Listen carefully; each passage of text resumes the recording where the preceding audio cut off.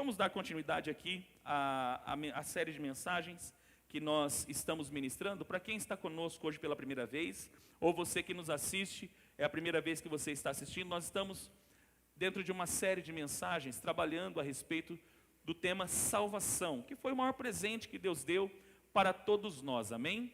E hoje, especificamente, nós vamos tratar do penúltimo passo, ou do penúltimo processo da salvação, que acredito que é o mais principal, que é o primordial para a vida de todo cristão, que é a santificação. Amém, queridos? Abra comigo a sua Bíblia. Primeira carta do apóstolo Pedro. 1 Pedro, capítulo de número 1, versículo de número 13, ao versículo de número 16.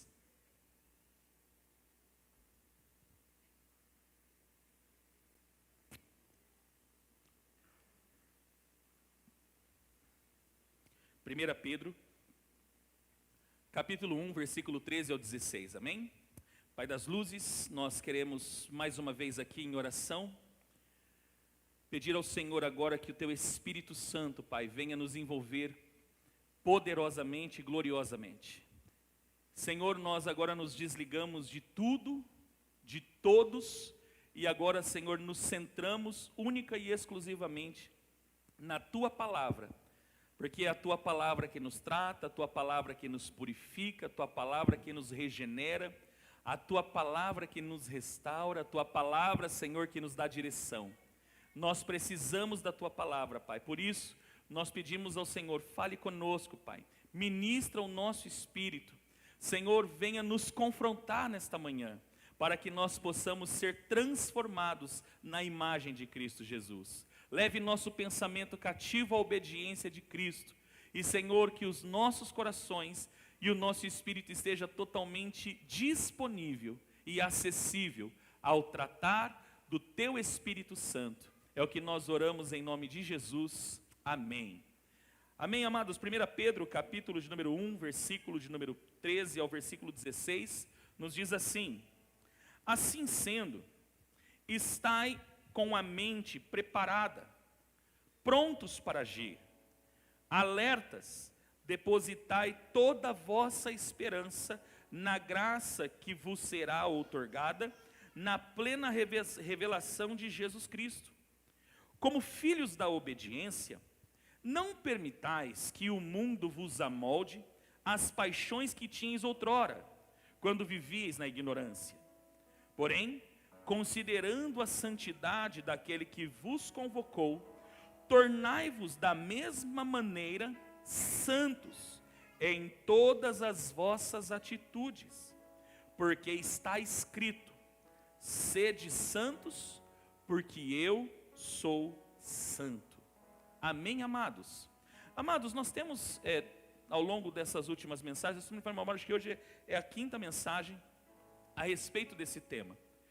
Não tem como falar de salvação num único dia, amados. E não tem como definir salvação apenas como a vida eterna. Por muito tempo nós acreditamos que a salvação, ela era simplesmente a vida eterna, ou seja, quando a gente parte dessa vida, nós vamos viver eternamente com o Senhor.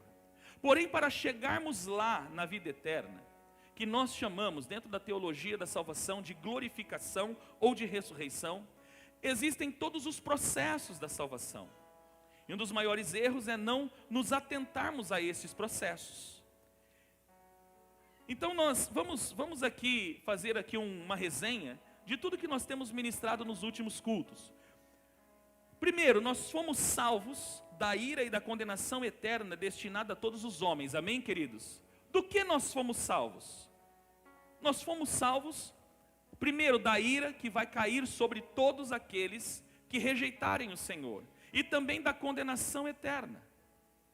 Agora, quando Ele nos salvou, Ele também nos justificou, isto é, Ele nos tornou aceitáveis a Deus, por meio do seu amor revelado através da pessoa de Jesus Cristo, amém, amados?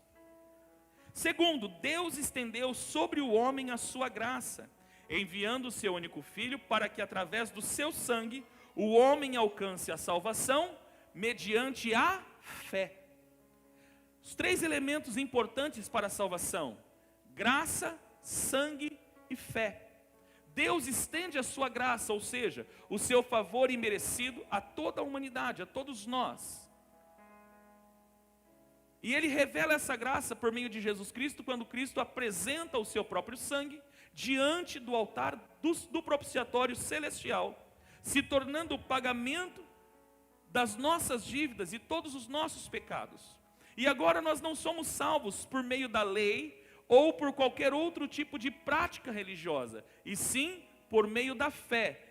E a fé não é algo gerado por nós, amém? A fé para a salvação não é nossa, é o Espírito Santo que gera essa fé em nós, por meio da pregação do Evangelho, amém? Até aqui tudo bem? Terceiro, por meio da fé em Cristo alcançamos o perdão de Deus, pois essa mesma fé nos conduziu ao arrependimento e à conversão. Então, amados, através do perdão, através do ato de Cristo, nós fomos perdoados, amém? Agora, como que nós alcançamos o perdão? Porque o próprio Deus, através do Espírito Santo, brotou em nós o arrependimento. O que é o arrependimento? É a mudança de mente. É a mudança de mente necessária para que todo aquele que crê em Cristo seja salvo. É necessário haver arrependimento. Se não houver arrependimento, não há perdão. E se não houver perdão, não há salvação. Amém, amados? E por último aqui, aliás, ao arrepender-se o Espírito, penúltimo, ao arrepender-se o Espírito Santo vem habitar no homem.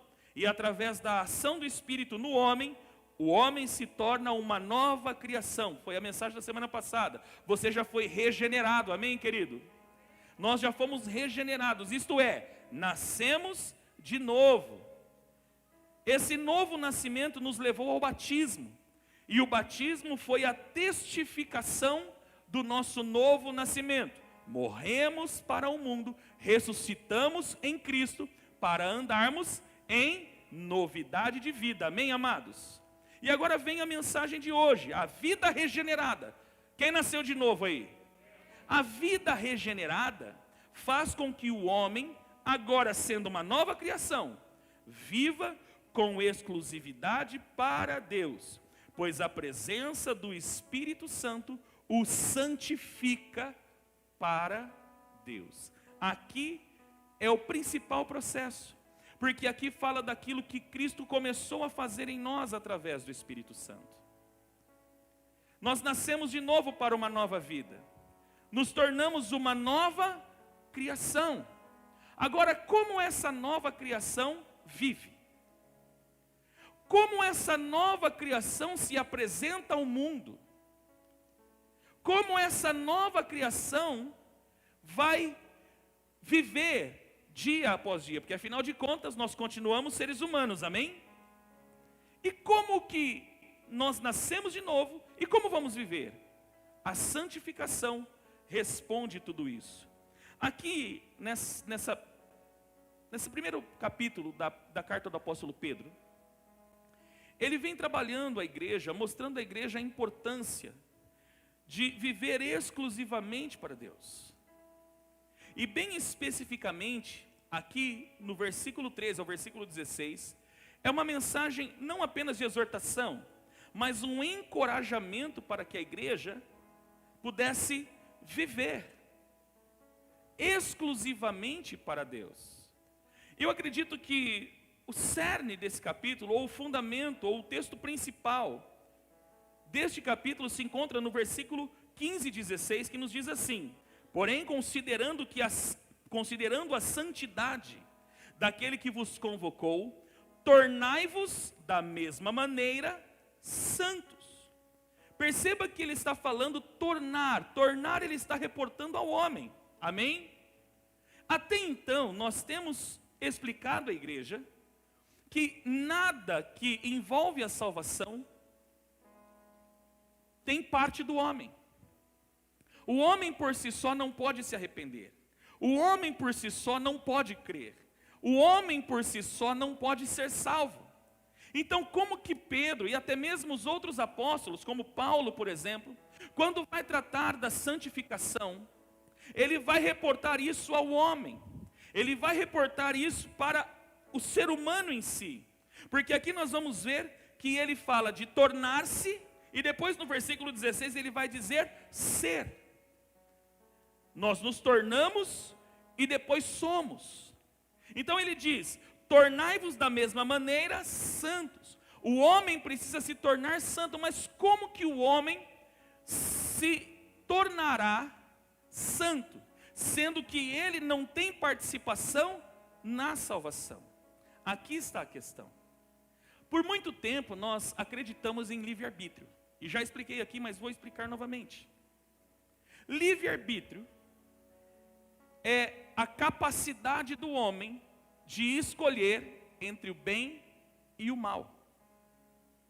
Isso é livre-arbítrio. E infelizmente o homem, após a queda, ele perdeu o livre-arbítrio, porque o homem se tornou extremamente mal.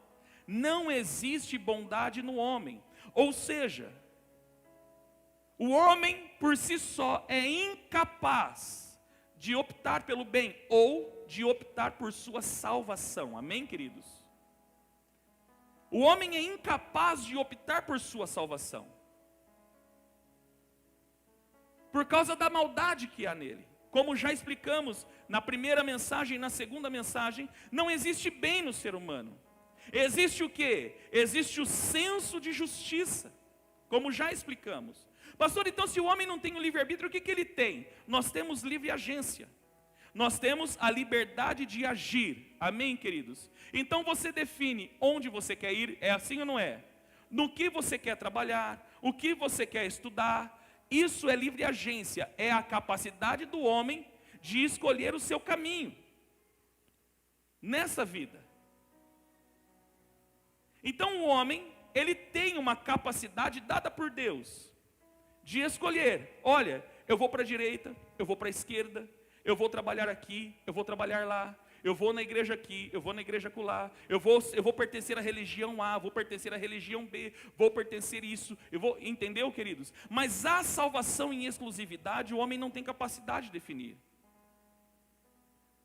Porque se o homem tivesse capacidade de definir por salvação, pela sua salvação, seria desnecessário Cristo ter morrido em nosso lugar. Amém ou não amém?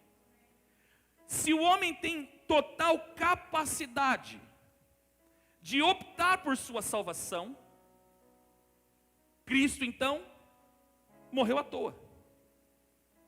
Então nós, seres humanos, não temos qualquer tipo de capacidade para optarmos pela salvação. Mas então, pastor, se a salvação é um processo, e eu sou incapaz de definir para ser salvo ou não, como que eu vou ser santo? Aqui entra a explicação do ser santo. A palavra santo, que usada por Pedro aqui, e também pelos outros apóstolos, quando vai tratar a respeito da santidade, ele vai falar dois termos, no hebraico, kadosh. O termo kadosh vem do termo kadash, que é esse grandão aí, ó. Lá em cima vai estar escrito o quê? Kadash, consagrar, santificar, preparar, dedicar, ser consagrado, ser santo, ser santificado, ser separado, ser colocado à parte. Aqui é a maior definição. Ser colocado à parte. Ser separado. Imagina aqui, para você entender o que é santidade. Eu tenho dois copos, esses copos são o mesmo, amém? São iguais, sim ou não? Vou até virar para você aqui, olha só, eles são iguaizinhos. Amém? São iguaizinhos. O que acontece? Quando nós somos salvos, preste bem atenção, nós recebemos o Espírito Santo dentro, assim como tem essa água aqui dentro. E o ser humano então, ele vai viver todo o processo, ele nasce de novo, ele é regenerado. E o que acontece agora? Ele não é mais igual. Ele tem que fazer o quê? Ele é igual, porém, o que tem dentro dele o diferencia de todos os outros. Quem está entendendo? O que existe dentro dele o diferencia de todos os outros. Por isso que nós dizemos que o fato de sermos cristãos não nos torna melhor que ninguém, mas nos torna diferentes. Olha para a pessoa que está do seu lado e fala para ela assim: o fato de você ser cristão não te faz melhor do que ninguém, mas faz de você uma pessoa diferente. Amém? Por isso que vem o termo kadosh, separado. Amém? Colocar à parte. Você foi colocado à parte. Amém, queridos? Você foi colocado à parte. Aí vem também o termo agion, que é o termo grego que foi usado pelos apóstolos aqui. Agion. Coloca para mim, Gui, por gentileza.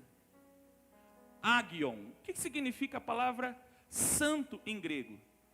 Reverendo, digno de veneração. De coisas que por causa de alguma... Olha só, preste bem atenção nessa definição do dicionário James Strong. De coisas que por causa de alguma conexão com Deus, possuem uma certa distinção. O que acontece? Nós fomos reconciliados com Deus, amém? Já trabalhamos no ministério da reconciliação. Carregamos a mensagem da reconciliação. E essa conexão com Deus nos fez distintos, nos fez diferentes. Então o que é ser santo? É ser diferente, é ser incomum. Nós somos seres humanos como qualquer outro ser humano, mas aquilo que há em nós, a essência que está sendo gerada em nós, e que não é nossa, é do Espírito Santo, amém? Porque o Espírito Santo veio morar em nós. Vou falar de novo, o Espírito Santo veio morar em nós. E por causa da presença do Espírito Santo, nós estamos conectados com Deus. E é essa conexão com Deus que nos faz o quê? Distintos. Por isso precisa haver a distinção, precisa haver a diferença entre o cristão e o não cristão.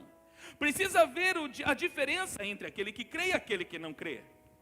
Por isso que a religião ela não é capaz de fazer essa distinção. Porque essa distinção ela não é feita externamente, mas sim internamente. É aquilo que o Espírito Santo trata em nossa essência.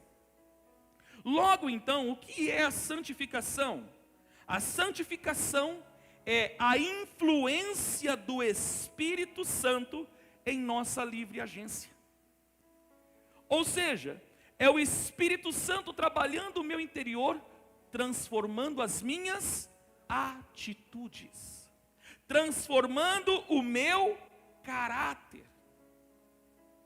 Por muito tempo nós acreditamos que santo eram os homens que foram mártires ou os mártires da igreja, aqueles reconhecidos pela igreja romana, mas não, todos aqueles que são eleitos do Senhor foram eleitos para serem santos, para serem distintos. Por quê? Porque há algo dentro de nós que nos distingue das outras pessoas. Amém ou não amém?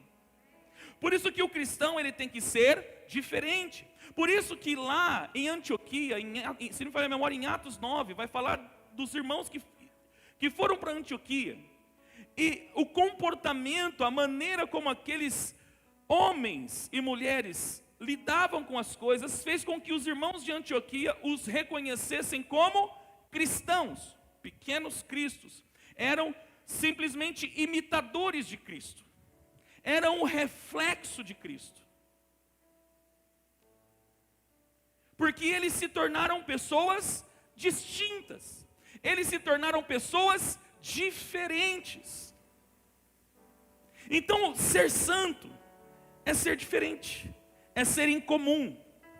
Mas o que nos deixa comum? O fato de virmos à igreja? Não, a nossa conexão com Deus. Nós estamos conectados com Deus por meio do Espírito Santo que habita dentro de nós. Amém, queridos? Em Gálatas 5,16 vai explicar exatamente isso, que a santificação é a influência do Espírito em nossa livre agência, nos convencendo diariamente a renunciar os desejos pecaminosos. Gálatas 5,16 diz: por isso digo, deixem que o Espírito guie a sua vida. Assim, não satisfarão os anseios da natureza humana. Então o que é a santificação? Por que os apóstolos reportam o santificar-se ao homem? Porque agora, nascidos de novo, tornados em nova criação, nós temos alguém morando em nós. Nós temos alguém dentro de nós. E é esse alguém que vai influenciar a nossa vida.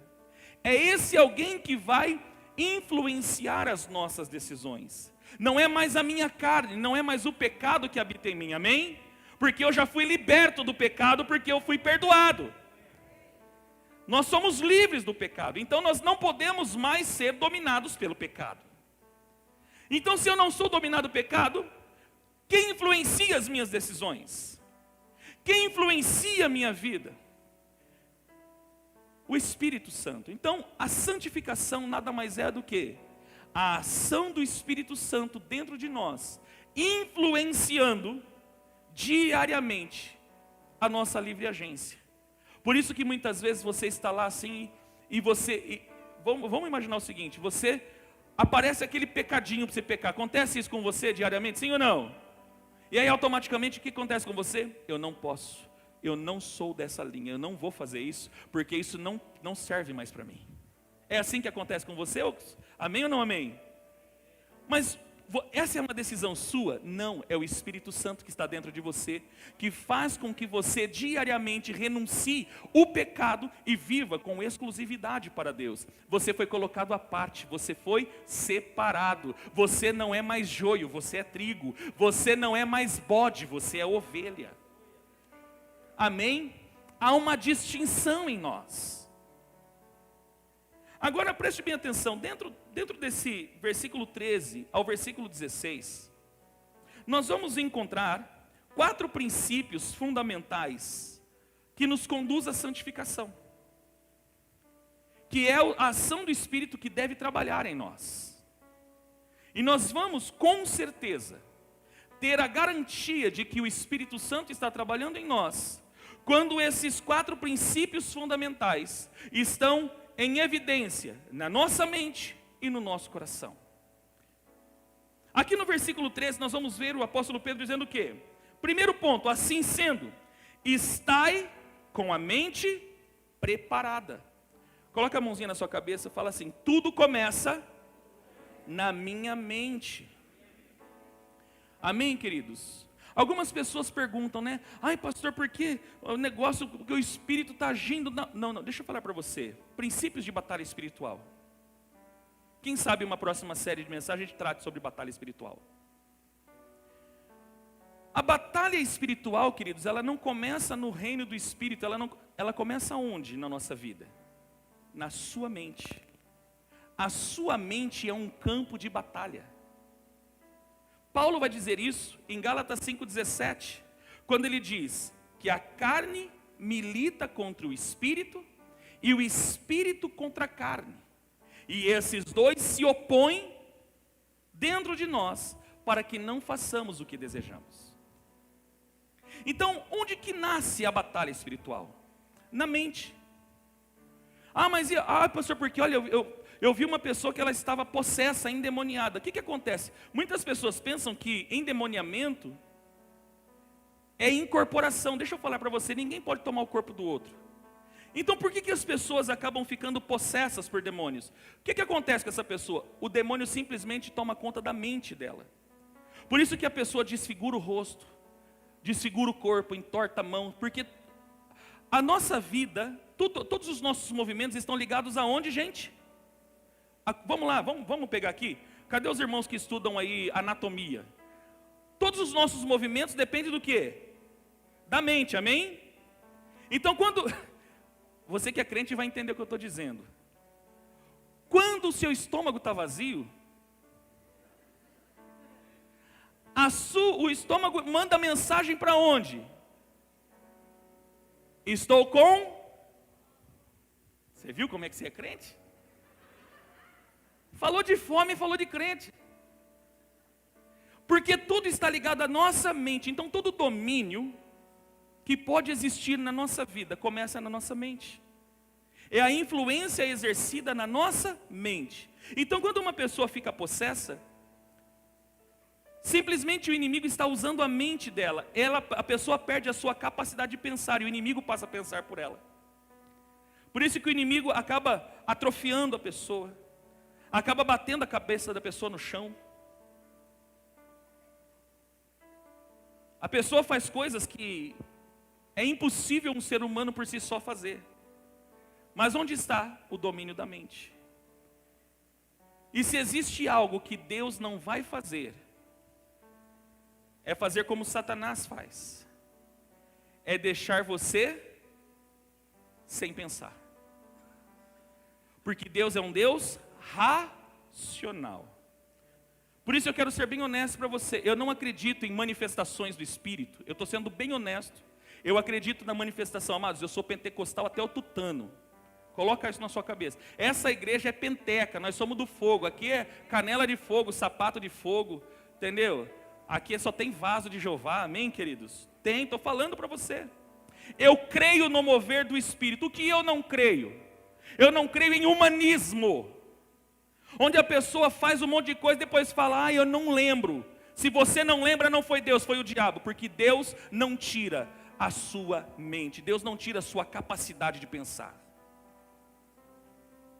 O Espírito Santo, em hipótese nenhuma, vai tirar a sua capacidade de pensar. Ele vai roubar a sua inteligência, ele vai roubar. Não, Deus não vai fazer isso. O Espírito Santo, vamos provar pela palavra? A Bíblia fala, por exemplo, que Daniel foi tomado pelo Espírito. E ele foi tão tomado pelo Espírito, que a Bíblia fala que ele cai ao chão. Mas esse mesmo Daniel que fala, ele mesmo está falando que caiu no chão. Ele estava totalmente consciente. Então aprenda algo, Deus nunca vai roubar a tua consciência. Quem rouba a consciência dos outros é Satanás. Porque ele precisa roubar, porque ele é ladrão, Deus não é ladrão. Quem rouba a consciência dos seres humanos não é Deus. Muito menos o Espírito Santo. Então, amados, nós precisamos entender que tudo começa na mente. Por isso que Pedro vai dizer o quê? Estai com a mente o quê? Preparada. A sua mente precisa estar pronta. O que significa isso? Cabeça feita, convencido, convicto. O problema dessa geração é que ela não é uma geração convicta. Ela está sempre sendo influenciada por alguma coisa do século, por alguma coisa do mundo. E nós precisamos estar com a nossa mente convicta de quem somos, o que aconteceu em nós, amém ou não amém? A mudança da mente é a característica principal do novo nascimento. A sua transformação, a transformação dos seus pensamentos, a maneira como você pensa, a maneira como você começa a enxergar as coisas, é que prova que você nasceu de novo. Em Romanos 12:2, Paulo vai dizer, aqui eu vou ler se não me falha a memória, acho que na NVT, a nova versão transformadora, que diz assim: não imitem os comportamentos e os costumes deste mundo, mas deixem que Deus os transforme, por meio de uma mudança em seu modo de pensar, a fim de que experimentem a boa, agradável e perfeita vontade de Deus para vocês. Então é necessário uma transformação em nossa vida, mas isso acontece como? Renovação da mente, renovação da mente, renovação da mente. Por isso que Pedro, na últimas palavras da sua primeira carta, ele diz: antes crescei na graça e no conhecimento. Por isso que muitas pessoas ficam aprisionadas por muito tempo dentro de uma religião, porque elas simplesmente limitam o conhecimento. A igreja, falando de reforma protestante, por muito tempo o romanismo, ele fez com que as pessoas permanecessem dominadas pela religião. As pessoas não tinham acesso às escrituras. E quando não se tem acesso às escrituras, eu me torno escravo. Quer se tornar escravo, querido? Limite o seu conhecimento. Eu vou repetir. Quer se tornar um escravo? Limite o seu conhecimento. Por isso que Paulo, ele vai dizer: Não sejam conformados, não pegue a forma, sejam renovados. Sejam transformados pela renovação do entendimento. Começa aqui. Começa aqui. Então a minha santificação começa onde? Quando eu me aplico a renovar a minha mente. Quando eu permito a palavra e o Espírito Santo trabalhar a minha mente. Colossenses 3, verso 1 ao 5 diz: portanto, visto que fostes ressuscitados com Cristo, buscai o conhecimento do alto, onde Cristo está assentado à direita de Deus. Pensai nos objetivos do alto e não nas coisas terrenas, pois morrestes, e a vossa vida está escondida com Cristo em Deus. Quando o Cristo, que é a vossa vida, for manifestado, também vos manifestareis com Ele em glória. Sendo assim, fazei morrer tudo que pertence à natureza terrena, a imoralidade sexual, a impureza, paixão, vontades más e a ganância, que também é idolatria. Paulo está dizendo o quê? Vocês foram ressuscitados, vocês nasceram de novo. Levante a sua mãozinha e diga: eu nasci de novo. Agora, o que ele está dizendo? Se vocês nasceram de novo, se vocês foram ressuscitados com Cristo, a nossa mente, ela não é mais uma mente terrena. Ela passa a ser uma mente espiritual, porque eu passo a pensar segundo o Espírito e não segundo a minha carne. Eu passo a ter um pensamento espiritual e não carnal. Amém ou não amém? 2. Parte B do versículo 13. Prontos para agir, alertas. Depositai toda a esperança na graça que vos será outorgada na plena revelação de Jesus Cristo. Primeiro, a minha mente precisa estar convicta. Quem eu sou em Cristo? O que Ele fez em mim? Não é o que Ele fez por mim, é o que Ele fez em mim. Deus não quer fazer só por você, Ele quer fazer em você. Aliás, Ele precisa fazer em você. A nossa convicção tem que ser clara. Eu tenho uma identidade no Senhor. Eu sou alguém em Cristo. A minha mente precisa ser bem definida.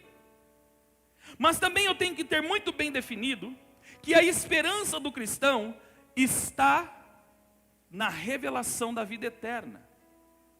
O que infelizmente muitos acabaram sendo enganados pela teologia da prosperidade triunfalista, ou pelo neopentecostalismo, é que a esperança do cristão é nessa vida. Então nós passamos tempo fazendo campanha, buscando coisas para essa vida, e nos esquecemos da santificação para a vida eterna. Passamos tempos da nossa vida pedindo coisas, sendo que eu vou falar para você, querido, Deus não quer te dar coisas, Ele quer transformar o nosso interior, Ele quer transformar a nossa vida. E aí nós vemos igrejas lotadas, pessoas dando dinheiro, aceitando um monte de coisa, e depois se dão de coitado, são enganados, porque eu vou falar para você, infelizmente existem pessoas, existem líderes, e a Bíblia fala desses líderes, que tem a mente cauterizada, que usa as escrituras para roubar pessoas, pregando um falso evangelho. Deixa eu falar para você, o verdadeiro evangelho traz a esperança da vida eterna, e não a esperança da vida presente. Ao contrário, o verdadeiro evangelho vai dizer para você assim: as tribulações do tempo presente não se comparam com a glória que em nós há de ser revelada. Amém ou não amém? Então, se um dia você se apegou, não porque, olha, Deus vai me dar carro, comida, roupa lavada, né, o príncipe encantado, e todas essas promessas, eu não estou dizendo para você que Deus não é capaz de dar. O que eu estou dizendo para você é que essa não é a esperança do cristão. Eu não vivo pelo que Deus vai me dar aqui, eu vivo por aquilo que Deus vai me dar lá. Amém ou não amém? A esperança do cristão está na revelação da vida eterna, e não nessa vida. Foi para essa esperança, foi para a esperança da vida eterna que você foi salvo, querido. Você não foi salvo para essa terra, você foi salvo para a vida eterna. Romanos 8, do verso 18 ao 25 vai dizer assim: Estou absolutamente convicto de que os nossos sofrimentos do presente não podem ser comparados com a glória que em nós será revelada.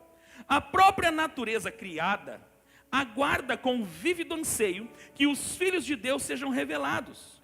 Porquanto a criação foi submetida à inutilidade, não por sua livre escolha, mas por causa da vontade daquele que a sujeitou, na esperança de que também a própria natureza criada será libertada do cativeiro da degeneração em que se encontra. Para um pouquinho, se você for em Gênesis 4, quando Deus amaldiçoa o homem, Deus amaldiçoa também a terra, e diz para Adão: maldita é a terra por tua causa. A terra não nascia abrolhos, querido. Não tinha, quem tem sítio, essas coisas, deixa eu falar para você, na criação não era para ter tiririca, colonhão, não era para ter aquelas coisas feias, que infelizmente nós faz até a gente ter medo do meio do mato. Mas por causa da maldição, ou seja, a terra, por causa da maldição do pecado, também passou a se degenerar. Quem está me entendendo? E é isso que Paulo está dizendo. Ele está dizendo: olha, há um ávido desejo na própria criação, para que haja manifestação dos filhos de Deus. Amém? E não somente ela, mas igualmente nós, que temos os primeiros frutos do Espírito, também gememos em nosso íntimo, esperando com ansiosa expectativa por nossa adoção como filhos, a redenção do nosso corpo. É isso que nós esperamos. Nós esperamos o que? A vida eterna, a transformação disso tudo aqui. O dia que nós vamos ser transformados, o corruptível em incorruptível, o mortal em imortal. Amém, queridos? Nós vamos falar daqui 2 semanas sobre isso.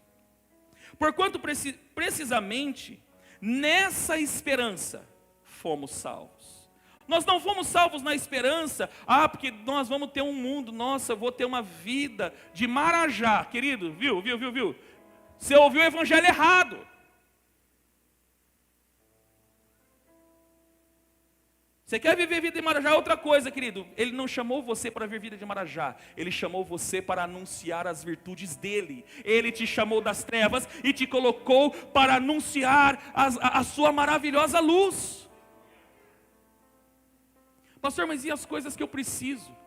Busque primeiro o reino de Deus, e todas essas coisas, cotovela seu irmão aí e fala para ele: todas as outras coisas vos serão acrescentadas. Sabe o que eu aprendo, querido? Quando eu priorizo o reino de Deus, quando eu entendo que a minha esperança é a vida eterna, tudo que eu preciso nessa vida, Ele me dá por acréscimo, o carro, a casa, e tudo que eu preciso, o emprego, né, os valores que eu preciso para viver, Ele me dá por acréscimo. Isso deixa de ser prioridade para nós. Porquanto precisamente nessa esperança fomos salvos. Contudo, esperança que não se vê não é esperança. Pois como podem anelar por algo que está vendo? Porém, se esperamos por algo que ainda não podemos ver, com paciência o aguardamos. Amados, quando Paulo está dizendo que nós temos que esperar com paciência, é viver debaixo de santificação. Não é desviar no primeiro problema que aparece. Não é desviar na primeira decepção que tromba conosco. Eu tenho que aguardar com paciência esse grande dia, essa grande esperança. O próprio apóstolo Pedro, no capítulo 1, versículo 3 e 4, ele diz assim: bendito seja o Deus e Pai de nosso Senhor Jesus Cristo, porque de acordo com a sua extraordinária misericórdia, preste bem atenção, nos regenerou para uma viva esperança, por intermédio da ressurreição de Jesus Cristo dentre os mortos, para uma aliança que jamais se extinguirá, nem tampouco será desonrada ou perderá seu valor, herança preservada nos céus para vós. Nós fomos salvos por causa dessa esperança. Nossa esperança não está restrita a essa vida. Em 1 Coríntios 15, 19, o apóstolo Paulo diz: ora, se a nossa esperança em Cristo se restringe apenas a esta vida, somos os mais miseráveis dos seres humanos. Forte, não é? Vamos ler de novo, para você nunca mais esquecer. Ora, se a nossa esperança em Cristo se restringe apenas nessa vida, ou seja, se você só vive para essa vida, se você só vive preocupado com essa vida, se você fica fazendo beicinho, orando e reclamando com Deus só porque você tem alguma privação nesta vida, olha o que a Bíblia diz: somos os mais miseráveis dos seres humanos. A sua esperança não pode se restringir a essa vida. Você não pode ficar restrito aqui, querido, porque dessa vida você não vai levar nada. Por isso que no Sermão da Montanha Jesus vai dizer: não ajunteis tesouros na terra, onde a traça e a ferrugem corroem, e onde os ladrões arrombam e roubam. Mas ajuntais tesouros nos céus, onde a traça e a ferrugem não corroem, e onde os ladrões não arrombam e roubam. Porque onde estiver o vosso tesouro, ali estará também o vosso coração. Eu vou repetir aquilo que eu disse algumas semanas atrás. Aquilo que você prioriza, aliás, aquilo que você alimenta define as suas prioridades. Se você restringe, você só vive preocupado com essa vida. Você só vive preocupado com o seu bel prazer, com as suas... não, porque eu quero me sentir feliz, eu quero ser feliz porque Deus quer que... Não, querido, Deus não quer que você seja feliz, Deus quer que você seja salvo. E a nossa felicidade, eu não estou falando de euforia, amém? O que é euforia? Você viver feito bobo, faz festa, churrascada e dá risada, né? Isso é bobo alegre, isso é euforia. Não confunda a euforia com alegria. É interessante que Paulo fala da alegria, que é fruto do Espírito. Mas lá em 2 Coríntios, Paulo vai dizer: em tudo somos entristecidos. Pastor, mas o crente fica triste?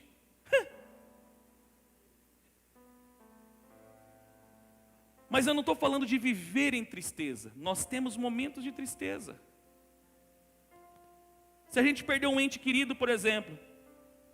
Não, eu sou crente, não posso ter tristeza. Perdi um ente querido, né? Ó, você viu? Morreu. Né? A questão é, eu posso ter momentos de tristeza, porque eu não vivo em euforia. Quem vive em euforia, vive em um grande abismo. Por isso que lá em Jó, quando vai tratar, e eu quero aqui corrigir algumas pessoas que de repente acabam usando esse texto, porque está virando um chavão, né? Se você pegar em Jó 39, ele vai falar do Leviatã. E é interessante que uma das características da influência do Leviatã é o quê? Diante do Leviatã, diante dele, a tristeza salta de alegria. É isso. Quando você vê as pessoas nessa euforia, o que é isso? É a tristeza saltando de alegria, debaixo da influência do Leviatã. Não tem nada a ver com Cristo e nem a ver com Deus, esse texto bíblico. É a tristeza saltando de alegria. Pastor, então o que é alegria dentro da Bíblia? Ele vem de um termo hebraico chamado simcha. Simcha significa satisfação. Eu posso ter momentos de tristeza, mas estou satisfeito porque eu sei que o meu Redentor vive. Eu tenho satisfação nele, a minha satisfação não está nas coisas dessa terra. Essas coisas dessa vida podem me trazer euforia, mas somente a presença do Espírito pode gerar em mim a verdadeira satisfação, alegria. Amém ou não amém? Então o crente chora? Claro que chora, querido. Chora. O crente de vez em quando fica meio triste? Claro que fica, nós somos ser humano. Você não é alguém aqui é semideus? Ninguém é semideus aqui. Nós podemos, assim como temos momento de euforia, amém? Igual lá no batismo, não é assim que foi? Quem foi na semana passada lá no batismo com a gente? Comeu e demos risada, não foi assim? E os crentes falam alto. Graças a Deus aqui na Shalom não tem nenhum irmão que fala alto. Só o bispo. Só o bispo. E os irmãos conversando e dando risada. Isso é euforia. Isso é euforia. Do mesmo jeito que, por exemplo, num velório vai ter o quê? Choro. É um momento de tristeza. Por isso que Jesus, quando ele vai tratar da sua morte, lá no Evangelho de João, ele fala assim: no momento, vocês estão tristes, mas daqui a pouquinho, vocês vão estar alegres. O que é isso, pastor? É bipolar? Não, queridos. É porque euforia e tristeza são momentâneas. Por isso que uma pessoa não pode viver de euforia. Nós temos que viver debaixo de satisfação. Amém, queridos? Então nunca se esqueça disso. A vida eterna é a maior promessa de Deus. E o genuíno evangelho nos reporta a essa esperança.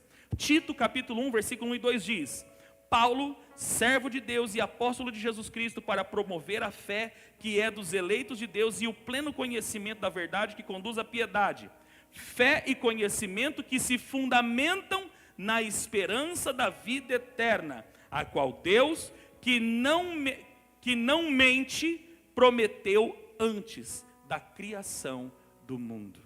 O evangelho, olha só, pleno conhecimento da verdade que conduz à piedade, fé e conhecimento que se fundamentam na esperança da vida eterna. O conhecimento do genuíno evangelho me reporta a esperança da vida eterna e não a esperança dessa vida.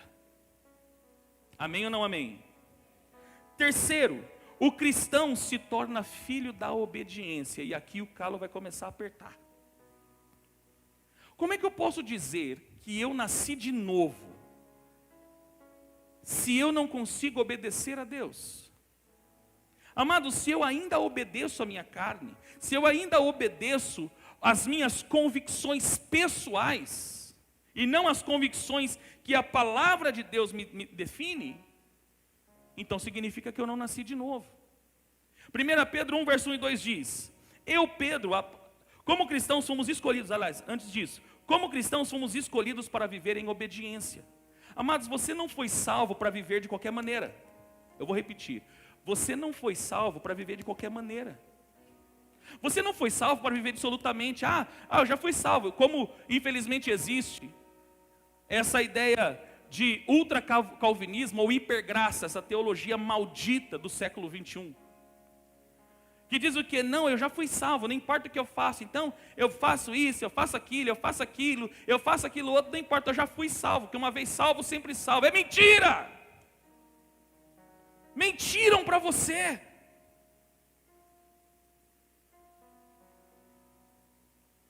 Você não foi escolhido, você não foi tirado da onde você foi tirado para viver de qualquer maneira.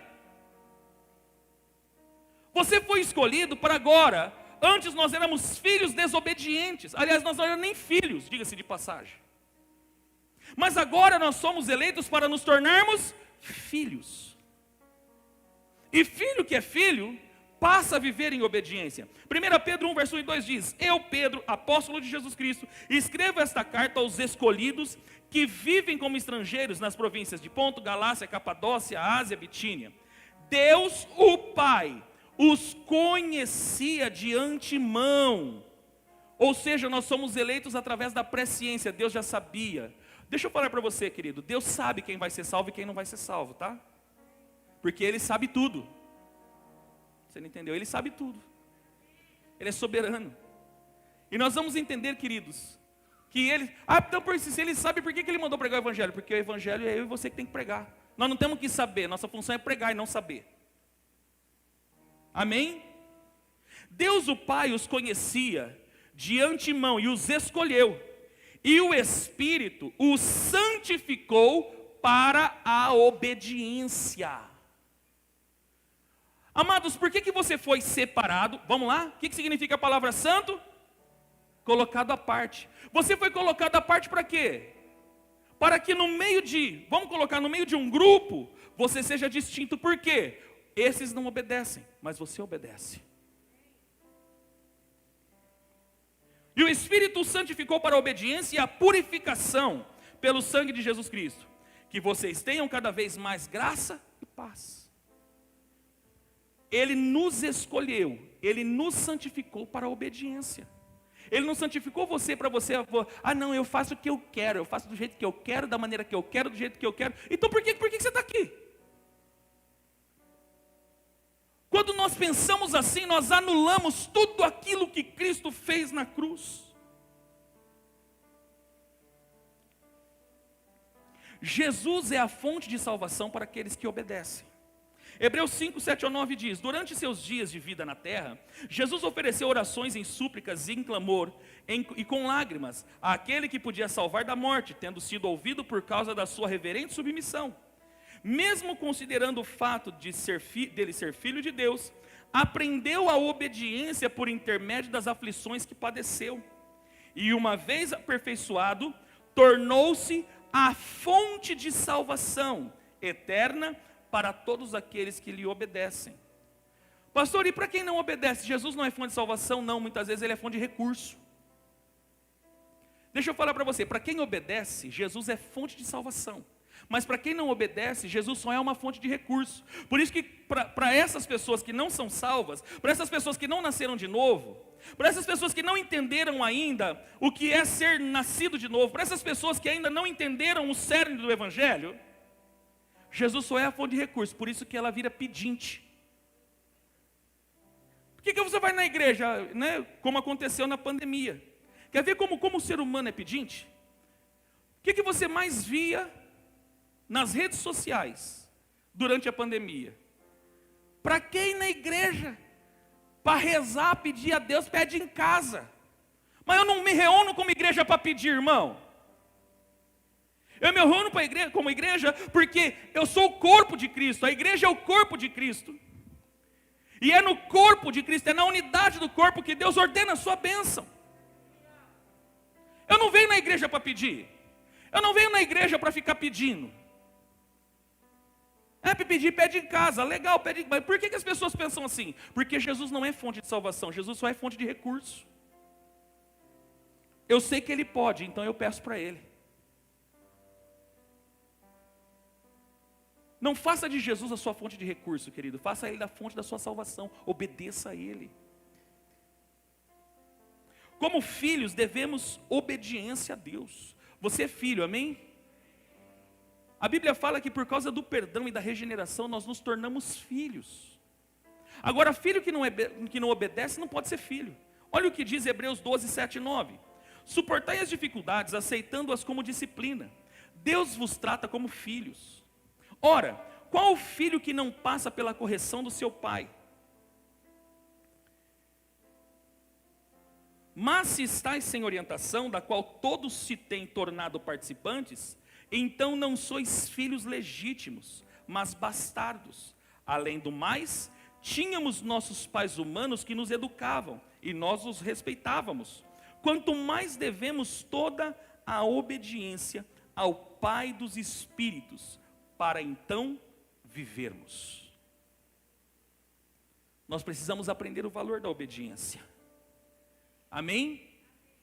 Obediência. O cristão deve permitir, o cristão não deve permitir que o mundo, o sistema, se torne o seu padrão de vida. Versículo 15. Versículo 14. Como filhos da obediência, não permitais que o mundo vos amolde as paixões que tinhas outrora, quando vivis na ignorância. Aqui está, acabei de dizer, que a santificação é a influência do Espírito na minha livre agência. Agora, por que Pedro vai dizer assim, olha, não permita que o mundo, que o sistema, quando fala de mundo, não está falando do cosmos. Não está falando, aliás, do eco, não está falando da natureza. Está falando do cosmos. O termo mundo aqui fala de cosmo, que é o sistema, que é tudo aquilo que envolve a vida do ser humano, política, religião, moda, entretenimento, tudo que envolve a vida do ser humano. Isso é um sistema. De acordo com Efésios 2, 1 e 2, esse sistema ele é regido, ele é governado por um principado que opera pelos filhos da desobediência. Por isso que o cristão não deve amar o mundo. Você não deve amar as coisas que existem nesse mundo, querido. 1 João 2, 15 ao 17 diz, não amem este mundo. Aqui estou lendo na Nova Versão Transformadora. Não amem este mundo, nem as coisas que ele oferece. Pois quando amam o mundo, o amor do Pai não está em vocês. Porque o mundo oferece apenas o desejo intenso por prazer físico, o desejo intenso por tudo que vemos e o orgulho de nossas realizações e bens. Isso não provém do Pai, mas do mundo. E este mundo passa, e com ele tudo que as pessoas tanto desejam. Mas quem faz o que agrada a Deus vive para sempre. Não ame, não se apegue. Você não deve, queridos, ter nenhum tipo de apego às coisas desse mundo. Quer que eu fale a verdade para você? Esse sistema não tem nada para você. Nós estamos no mundo, mas nós não somos dele. Esse mundo não tem nada que serve para você. Nada. Você está entendendo o que é nada? Nada. Por isso que dia após dia nós precisamos permitir o Espírito Santo nos influenciar para a santidade, renunciar o pecado, renunciar não só o pecado, renunciar o mundo, porque nem tudo que está no mundo, deixa eu falar algo para você, nem tudo que está no mundo, nem tudo que o sistema impõe, pode estar na Bíblia. E aqui está aqui está a questão. Não sei se você sabe, mas o inferno trabalha vamos dizer assim, no pós-Bíblia. Amarrando e segurando um monte de gente, falando assim, não, é normal, não, é tudo normal. Amados, deixa eu falar para você. Se o mundo, se as coisas desse mundo ainda continuam sendo normais para você, você precisa rever os seus conceitos e valores de cristandade. Todo aquele que ama o mundo torna-se inimigo de Deus. Tiago 4,4, adúlteros, ou não estáis cientes de que a amizade com o mundo é inimizade contra Deus? Ora, quem quer ser amigo do mundo, torna-se inimigo de Deus. Acabou. Quer se apegar nesse mundo? Quero viver, quero fazer, né, e tal, vou pegando tudo quanto é lixo, que esse mundo vai oferecendo, e vou trazendo para a minha vida. Não, a Bíblia não fala, não é pecado que a Bíblia não fala. Normalmente é assim que acontece. É porque eu faço, porque a Bíblia não fala que é pecado, a Bíblia não tem nada proibindo que faça, mas também está mandando fazer. Até quando nós vamos viver na sombra da Bíblia? Ou a Bíblia ela serve para você inteiro, ou ela não serve, meu irmão. Ou minha irmã. Todo cristão deve ter em mente que a santificação é integral. Não tem nada a ver, porque é o meu corpo. Não é mais seu corpo, nada mais é seu. Você nasceu de novo. E a sua vida não é mais sua. Amém ou não amém? Tiago 5,23. Aliás, 1 Tessalonicenses 5,23 diz: que o próprio Deus de paz vos santifique integralmente, que todo o vosso espírito, alma e corpo sejam mantidos irrepreensíveis na vinda de nosso Senhor Jesus Cristo. Espírito, alma e corpo, é a integralidade do ser humano. Não, qual que normalmente é a mensagem desta pós-modernidade? Deus não está vendo o que você faz no corpo não, porque Deus está olhando o seu coração. Deus agora é açougueiro, irmão? Deus ele quer a integralidade, sabe por quê? Você só faz através do corpo aquilo que você pensa. Você só faz através do corpo aquilo que a tua mente maquina. Se a tua mente, ela maquina para o mal, se a tua mente maquina para que o teu corpo se torne um instrumento de pecado, então você não tem a influência do Espírito, amado, você não nasceu de novo, você só virou religioso. Deus não quer que você seja crente, irmão. Ele quer que você seja um cristão de verdade, nascido de novo, regenerado, transformado, para ser a imagem de Jesus Cristo, separado, colocado à parte. O que nós vemos hoje é uma galera que não tem diferença nenhuma. Tem diferença nenhuma. Tem diferença nenhuma.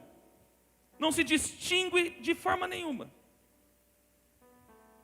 Não sou mais eu quem vive, Gálatas 2,20. Fui crucificado juntamente com Cristo, e desse modo já não sou eu quem vive, mas Cristo vive em mim. E essa nova vida que agora vivo no corpo, vivo exclusivamente pela fé no Filho de Deus, que me amou e se sacrificou por mim. Eu não sou dono do meu corpo. Levante a sua mãozinha e diga assim: eu não sou dono do meu corpo. 1 Coríntios 6, 19 e 20. Ou ainda não entendeis que o vosso corpo é santuário do Espírito Santo, que habita em vós, e que tendes da parte de Deus, e que não pertenceis a vós mesmos? Pois fostes comprados por alto preço, portanto, glorificai a Deus no vosso corpo. Aqui, a parte B do versículo, Paulo vai dizer o quê? E que não pertenceis a vós mesmos. Amados, você não pertence mais a você mesmo. Quem está me entendendo? A sua vida agora, corpo, alma e espírito, pertence a Cristo. E o seu corpo agora deve ser instrumento de adoração. Amém ou não amém? Tudo que existe em mim agora tem que ser instrumento exclusivo para adorar a Cristo.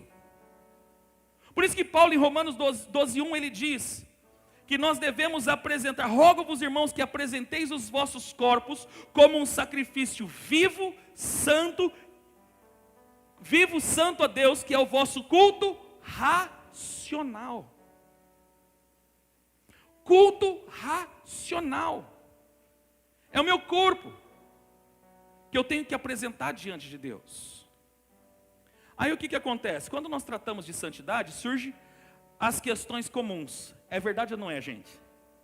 Quando se trata de santidade, o maior problema de pregar sobre santidade são as perguntas comuns, corriqueiras. Quais são elas? Pastor, o crente pode fazer tatuagem? Pastor, o crente pode fazer um buraco, botar um negócio aqui? Aqui. Pastor, o crente pode cantar música secular? Pastor, o crente pode ir na balada? Pastor, o crente pode ir no motel?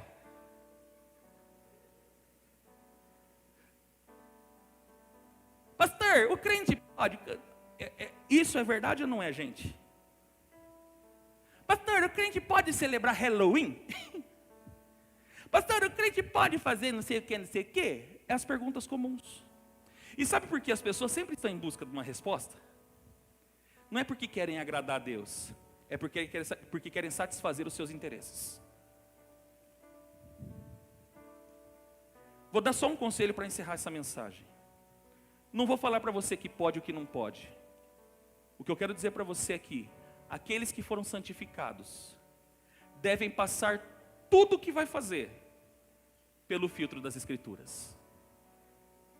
Tudo que você vai fazer. Vamos passar um filtro rapidinho aqui? Bem rapidinho, coloca para mim Romanos 14, 19. Filtro. Eu estou dizendo filtro, amém, amados? Tudo que você vai fazer, passa num filtro. Passa num filtro. E aí você pensa se serve para você ou se não serve. Por isso, esforcemo-nos em promover tudo quanto conduz à paz e o aperfeiçoamento mútuo. Deixa eu falar para você, isso que você está querendo fazer, vai aperfeiçoar o seu irmão em alguma coisa? A tatuagem aperfeiçoa seu irmão em alguma coisa, sim ou não? O piercing aperfeiçoa seu irmão em alguma coisa, sim ou não? O que ele promove para o ser humano? Ah não, pastor, mas não quero saber o que os outros pensam de mim. É isso aí, isso não é evangelho. Você vai descobrir que isso não é evangelho. Porque o verdadeiro evangelho fala o quê? Você não deve se importar com você mesmo, você tem que se importar com os outros. É o que você pode promover a alguém. Isso é amar as pessoas. O que eu posso promover? Então vai promover alguma coisa boa? Vai promover? Vai promover salvação para as pessoas? Que você vai fazer? Então faça. Manda bala. Prego na mandioca. 1 Coríntios capítulo 6, versículo 12. Todas as coisas me são permitidas, mas nem todas são saudáveis. Tudo me é lícito, tudo é permitido realizar, mas eu não me permitirei que nada me domine. Deixa eu falar para você. Você vai se tornar escravo disso? Porque tem gente que se torna escravo. Posso dar um exemplo para você? Toda pessoa que faz uma tatuagem, ela faz a segunda. E se ela faz a segunda, ela faz a terceira. Se torna escravo daquilo. Vai te dominar, te escraviza. Então não serve para você, irmão. Porque você não é mais escravo do pecado, você é escravo da esperança. Você é escravo da esperança. Então o crente pode, querido, o crente pode tudo. O cristão não faz, mas não é porque não pode, é porque eu não quero. O meu corpo não me pertence. Eu santifico, eu sou separado para viver única e exclusivamente para Deus e não para mim mesmo. Então eu não faço o que eu quero do meu corpo. 1 Coríntios capítulo 10, versículo 23 e 24, por gentileza. Olha o filtro das escrituras. Sim, tudo é permitido, porém nem tudo é proveitoso. Vai trazer algum proveito? Que proveito vai trazer para você fazer o que você quer fazer com o seu corpo? Que proveito? Vai trazer algum proveito? Vai trazer? Então faz, irmão. Vai trazer algum proveito? Vai trazer um crescimento espiritual, um crescimento intelectual. Você vai ficar mais inteligente. Faz. É proveitoso? Manda bala. Sim, todas as coisas são lícitas. Contudo, nem todas são edificantes. Vai edificar você? Vai trazer algum tipo de edificação? O que vai acrescentar na sua vida? Vai acrescentar? Então faz. Se vai acrescentar alguma coisa, pau, querido. Versículo 31, do mesmo capítulo 10 de 1 Coríntios. Assim, seja comendo, seja bebendo, seja fazendo qualquer outra coisa, fazei tudo para a glória de Deus. O que você vai fazer? Vai glorificar a Deus? Alô, você está aqui ainda? Eu estou pregando de santidade, irmão, é para glorificar em pé. Vai glorificar a Deus o que você vai fazer? O buraco aqui, o desenho lá. Ah, pastor, mas eu quero escrever assim, Jesus Cristo. Beleza. Foi Deus que mandou você fazer? Onde está na Bíblia que Deus mandou você fazer? Ele não quer que você tatua no corpo, Ele quer que você coloque Ele dentro do seu coração, para Ele transformar o teu caráter. Adianta ter Jesus Cristo aqui escrito e não ter caráter de Cristo. Eu não entendo essa geração. Fazei tudo para a glória de Deus. Fala, dá uma conversa no seu irmão assim, dá uma quebrada no gelo, vai. Estamos falando de santidade, o bicho está pegando, eu sei que está pegando, eu sei que está confrontando você, mas é normal. Amém? É normal, querido. É isso mesmo, tem que confrontar. Se não confrontar, não gera transformação. Fala para ele assim, irmão, tudo que você vai fazer, tem que glorificar a Deus. Se não glorificar, chuta que é laço. Vai glorificar a Deus? Manda bala. Se não vai glorificar, querido, o inimigo pode usar isso para te aprisionar. Filipenses 4:8. Filipenses 4:8. Concluindo, caros irmãos, absolutamente, tudo que for verdadeiro, traz alguma verdade o que você quer fazer? Posso falar a verdade para você? Muitas pessoas que acabam aderindo a esses modismos seculares, sabe por que fazem? Porque tem uma ausência sentimental. Então fazem tudo que podem para serem notadas por alguém. Normalmente por uma ausência de sentimentos, uma ausência emocional. São movidas porque tem problemas emocionais e acabam fazendo porque faço porque eu, né? E a pessoa quer ser notada. Ai que lindo, ai que lindo, ai que lindo, ai que lindo. A pessoa quer ser notada. É só por isso, 99% das pessoas que fazem é por causa disso. 99%. Então, traz alguma verdade?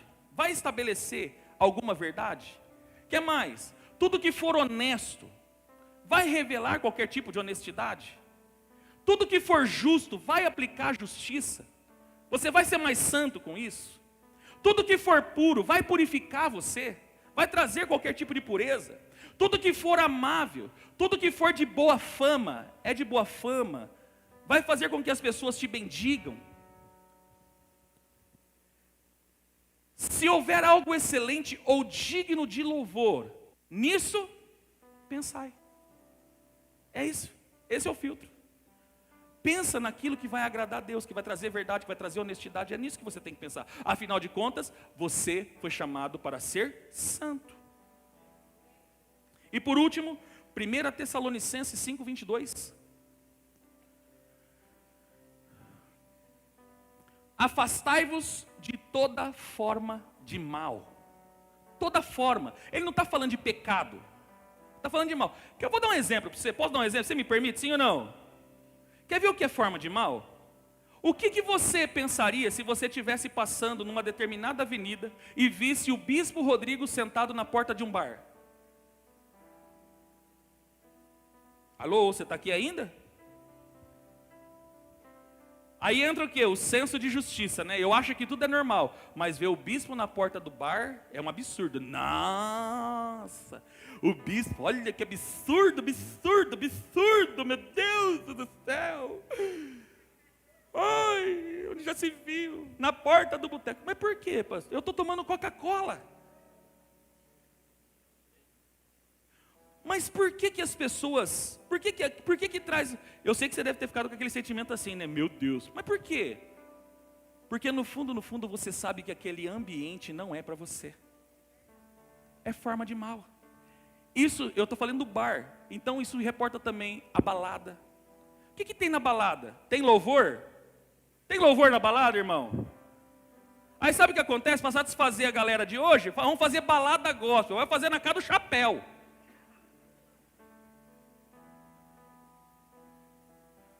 Você sabe que numa balada gospel, tem alguns conhecidos que até engravidou em balada gospel, tá, gente? Não brinca com essas coisas não, isso é sério. Então isso se reporta, forma de mal, não é uma questão de pecado. Quem está me entendendo? Nem tudo é questão de pecado, querido, é uma questão de ser cristão. Então, traz forma de mal, tem aparência de mal, não serve para mim. Vou dar um exemplo, cadê os casados aqui? Pastor, eu posso levar minha esposa no motel? Amados, o que tem no motel? Quando você vê alguém, se você vê o pastor saindo, com a pastora saindo do motel, o que você vai pensar? Nossa, que absurdo, nossa, viu o bispo lá? Nossa, nunca mais vou na igreja, estou decepcionado. Mas por quê? Porque 98% dos relacionamentos em motel é de homossexuais. Traição. Serve para o crente, irmão? Seja sincero. Cadê os homens? Levanta a mão. Deixa de ser munheca de samambaia, leva sua esposa para um resort. Vocês gostaram, né, meninas? Hã?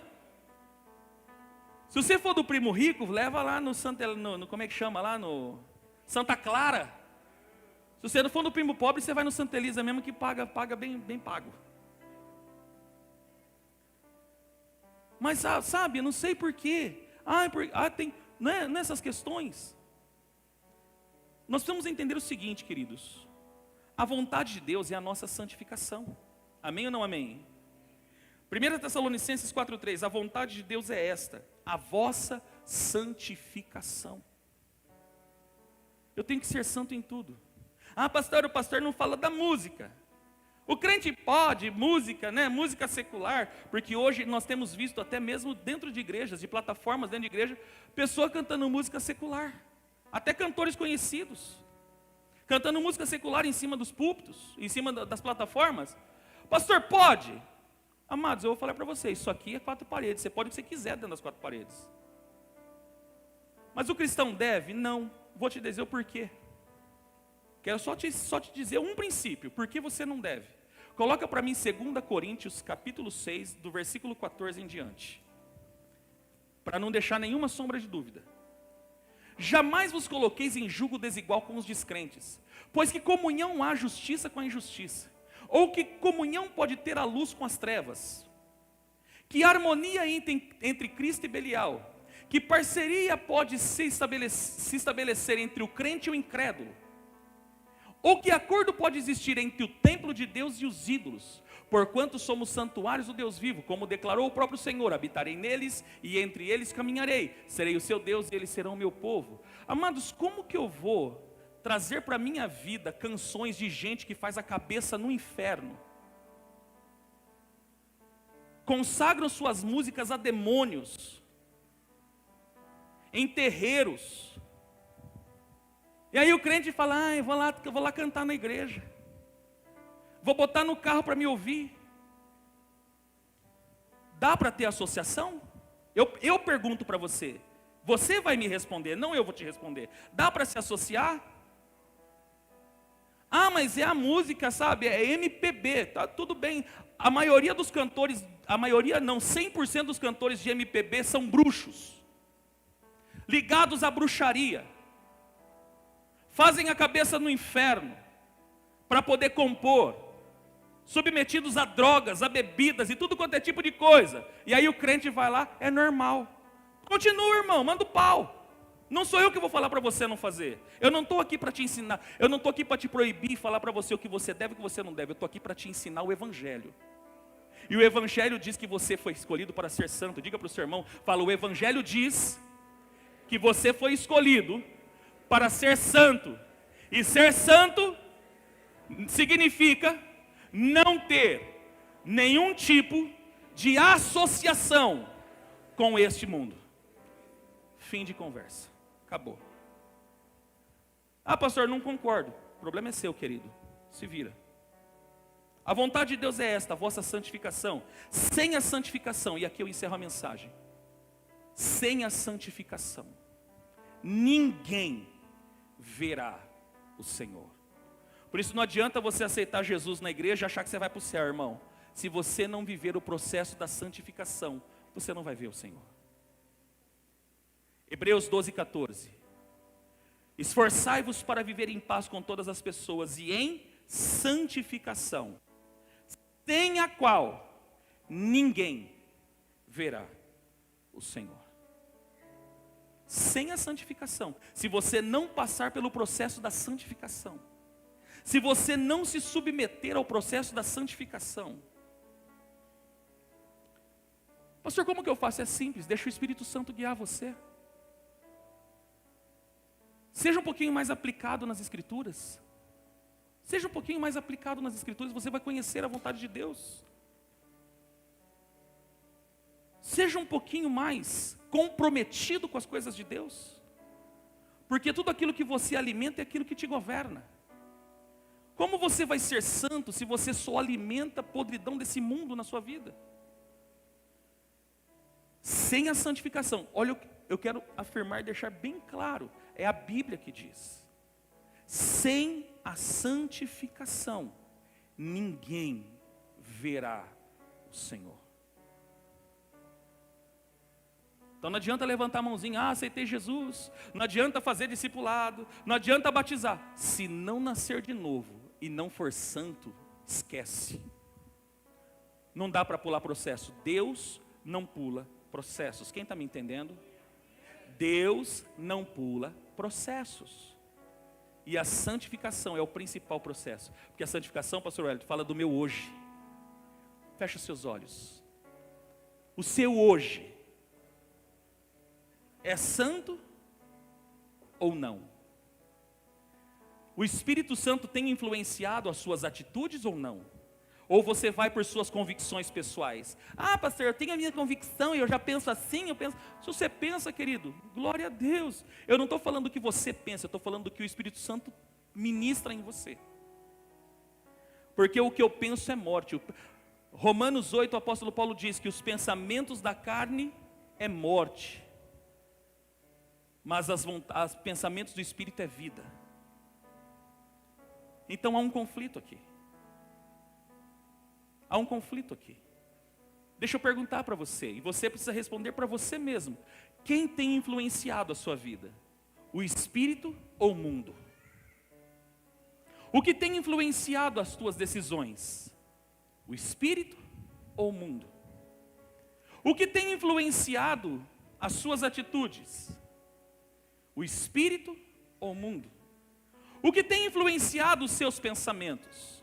O espírito ou o mundo? Não é uma questão de poder ou não fazer. Não é uma questão de fazer isso ou não fazer aquilo. A questão é, eu não pertenço a mim mesmo mais. Eu não sou mais de mim mesmo. Não sou mais eu quem vive. Cristo vive em mim. Cristo vive em mim. E a vida que agora vivo, na carne, vivo na fé do Filho de Deus. É isso que tem que reger a tua vida. O verdadeiro cristão se pauta nisso. A vida do cristão se fundamenta nisso. Se coloque de pé em nome de Jesus.